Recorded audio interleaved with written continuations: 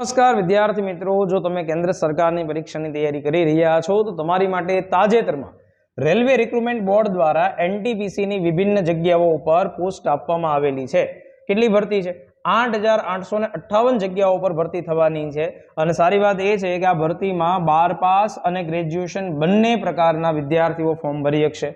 12 pass ઉપર આવેલી આ ભરતી છે એ 3050 જેટલી છે અને ગ્રેજ્યુએશન ઉપર આવેલી ભરતી છે એ 5808 જેટલી આપણને જોવા મળશે.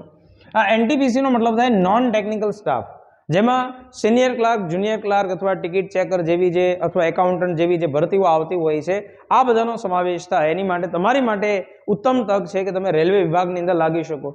12 પાસ ઉપરની ભરતીના ફોર્મ 28 ઓક્ટોબરથી ભરાશે અને 27 નવેમ્બર સુધી તમે એમાં એપ્લાય કરી શકશો.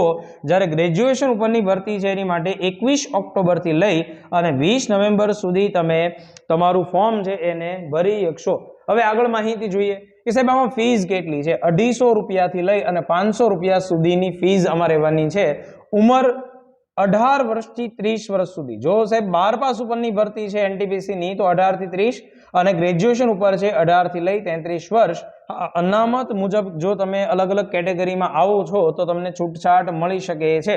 હવે પરીક્ષા પદ્ધતિ કેવી હશે?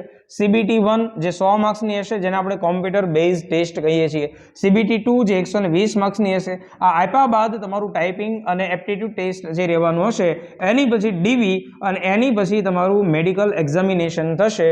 આ તમે ફેઝમાંથી પસાર થઈ જાઓ છો તો દોસ્તો તમને રેલવે વિભાગની અંદર મસ્ત મજાની નોકરી મળવા પાત્ર છે.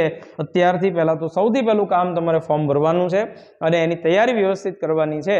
અને જે વિદ્યાર્થીઓ 12 પાસ અને ગ્રેજ્યુએશન કરેલા તમારી આસપાસના વિદ્યાર્થીઓ છે તો એની સુધી આ માહિતી તમારે શેર કરવાની છે. Thank you very much.